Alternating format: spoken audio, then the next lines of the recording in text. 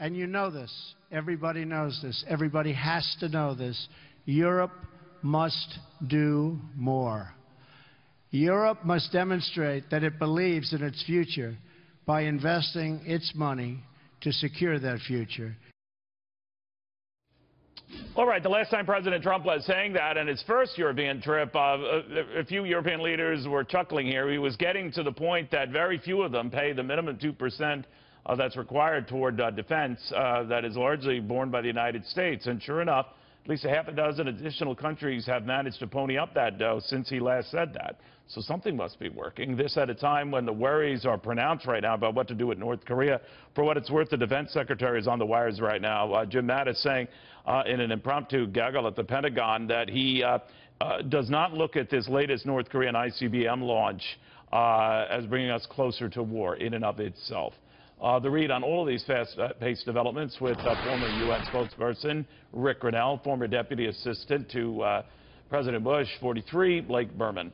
All right, Brad, when you're looking at the Blake Berman, I'll get it right. I apologize for that, Brad. It's been one of those days. I've never been so insulted. Well, I can't blame you. I cannot blame you. Brad, one of the things I look at when I get the response to everyone is saying to this is that they want to detensify the situation with North Korea, but that they are going to work any and all means, particularly European allies, to agree on appropriate response to work Vladimir Putin on a more harsh response to deal with the North Koreans, and last, certainly not least, with China on the same thing. So behind the scenes, it seems to be fairly frantic efforts. What do you make of that?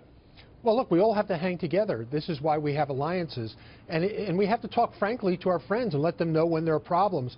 Look, they weren't ponying up their contributions like they agreed to. Donald Trump called them out on it. Now they appear to be acting in a better way than even Obama had given them a grace period of 10 years. But some are coughing up a little more. Some are ponying up the money. But in addition, he's also talking to them about climate change, and we got out of the Paris Accord. Why? Because it wasn't in the interest of the United States and certainly was not in the interest of the alliance. So the fact that Donald Trump is willing to take them on, friend and foe alike, is an important, big difference than the apology and appeasement that went on the last 8 years. Rick, do you think that the president is he's relaying, obviously, he was quite happy to start this tour in Poland, where he was obviously very, very popular. That's a country that's in sync with us on a lot of issues, particularly this president. But I get the feeling that he really doesn't care what the German leader thinks of him, doesn't really care about kind of condescending snit some of the other leaders might get into with him. And that might be all the difference right there. What do you think? I don't know. I think he does care. I think there's a difference between being respected and being liked. Sometimes you get both. You should never try to make as the goal being liked, because you'll lose the idea of being respected. My 8 years at the UN showed me that you can be very good allies with someone but have disagreements. And so I think Donald Trump has handled this relationship with Merkel, with the German chancellor, very well. They seem to have, when they're together, a very easy relationship. I'm surprised by it, but it looks very easy. Really? Because I get another impression. Now, you're the expert here, but she was speaking to Der Spiegel, of course, a German publication, saying that we are looking at the possibility of cooperation to benefit everyone. Globalization is seen by the American administration, obviously she's referring to President Trump, more as a process that is not about a win-win situation, but about winners and losers. So she doesn't like him on trade. She doesn't like his position on the climate accord. I get a feeling she just doesn't like him. Now to your point, maybe that doesn't or shouldn't matter, but what do you think?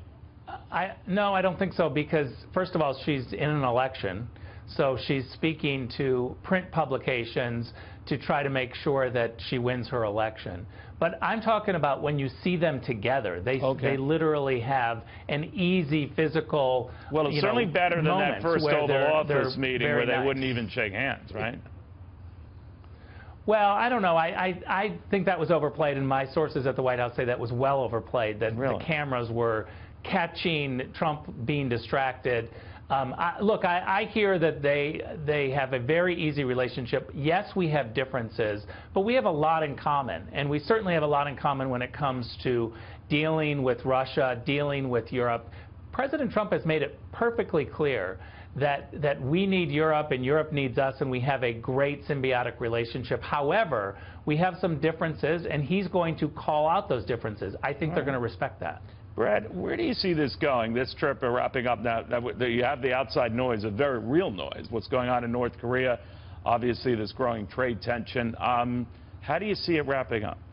Well, what I see is President Trump making a new or start with the Russians, and this is a first meeting. Nothing dramatic is going to come from it, but if a relationship starts by which we can have a cooperative relationship, we're not going to be friends anytime soon, but there are a lot of things that of mutual interest, like Syria.